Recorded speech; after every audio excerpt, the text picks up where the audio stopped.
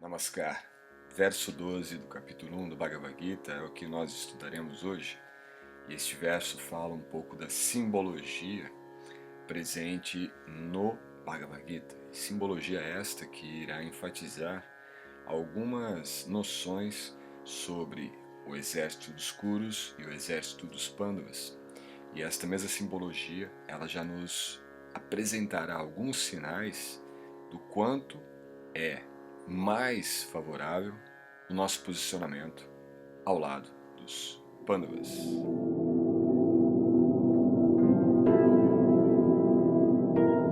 Este verso 12 ele vai apresentar então a posição de Bhishma, como que Bhishma, que é o avô, o patriarca dos Kurus e dos Pandavas, ele dá início à batalha, ele dá o início ao primeiro sinal, a primeira manifestação de que estavam todos já posicionados e prontos para o início desta grande batalha.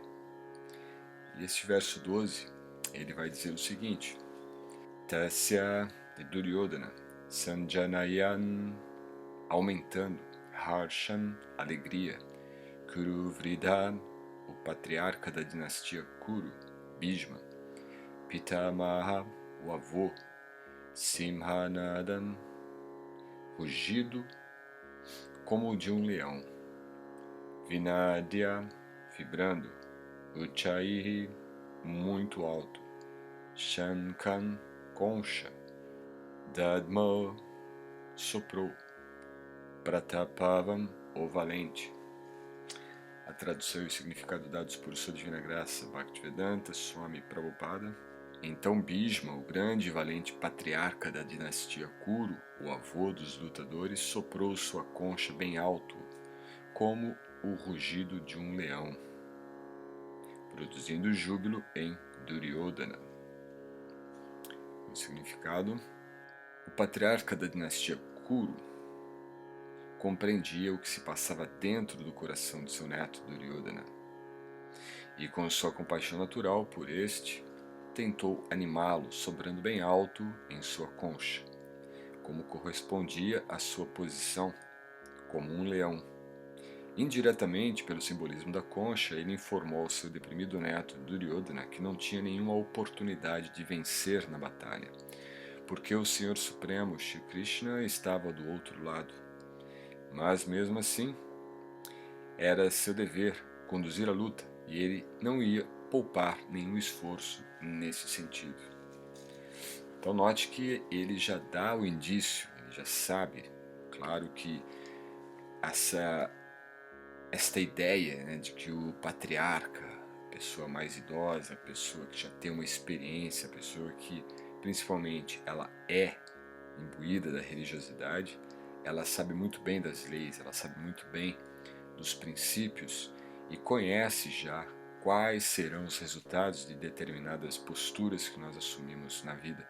E ele certamente, o que Prabhupada coloca aqui, ele já sabia de que a vitória não seria um exercício simples, não seria um exercício fácil, não seria algo ganho sem muito esforço.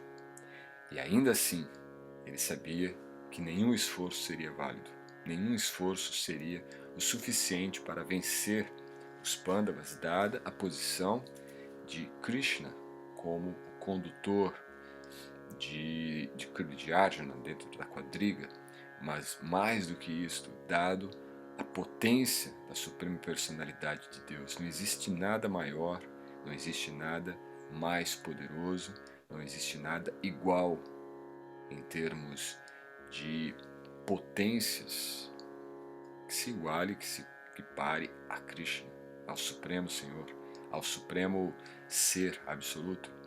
Então, na concepção de Bhishma, naturalmente é impossível. Seria impossível vencer o exército dos Pandavas.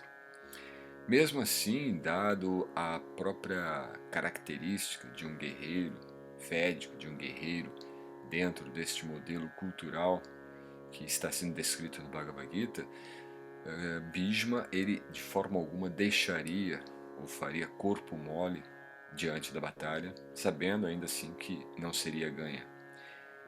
A própria postura de um kshatriya, de um guerreiro do nível de Bhishma, seria de lutar até o fim, morrer. E ele sabia disso. Tanto que nós vemos esse processo ocorrer na descrição do Bhagavatam, da própria morte de Bhishma. E ele pede para ser morto somente, né, ele controla sua morte para morrer somente depois que estivesse diante de Krishna. Então Krishna chega ali no campo para poder assistir e conversar, trocar os últimos conhecimentos com Bhishma. E é um momento muito interessante, muito bonito, inclusive descrito no Srimad Bhagavatam. Mas aqui o ponto é principalmente este, de que a batalha de Kurukshetra já estava ganha pelos Pandavas, pelo simples fato de ter nos Pandavas a presença de Krishna. Ou seja, uma pessoa sábia do porte de Bhishma já tem o conhecimento necessário, toda a experiência necessária para saber e diretamente explicitar isto. Não venceremos Krishna. Esse rugido que ele emite aqui de um leão, ele na verdade mostra como um leão numa situação de risco, que ele é, né, o leão ele é o animal mais selvagem, o animal mais agressivo, é o predador mais proeminente dentro de uma savana. Mas quando ele está numa situação de perigo, o rugido dele é algo assustador. Não de dar medo, mas de saber que ele está numa situação na qual ele mesmo sabe do seu risco. Então é esse tipo de rugido que o próprio Bhishma manifestou em seu tocar das conchas. Isso é um sinal interessante, porque no exército dos exércitos védicos, desta era védica, a concha, né, ou o buzo, eles eram tocados como um sinal, uma sirene. E cada uma delas possui um som específico.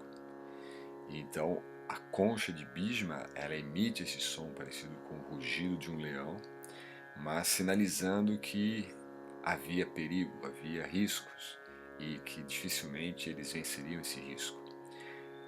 Mesmo assim, o coração de Duryodhana ele fica repleto de satisfação, certo? Vendo a posição de Bhishma, vendo o poderio de Bhishma, embora Bhishma sabendo que a batalha não seria ganha, ele ainda assim satisfaz o interesse de seu neto Duryodhana, para que ele possa então dar cabo ao seu projeto bélico, que é tentar vencer os Pandavas. Se você não é inscrito ainda no canal, por favor inscreva-se para receber os próximos vídeos. Curta se você gostou desse vídeo, compartilhe com seus amigos e contatos e veremos isto ao longo do Bhagavad Gita. Até a próxima aula. Namaskar. Hare Krishna.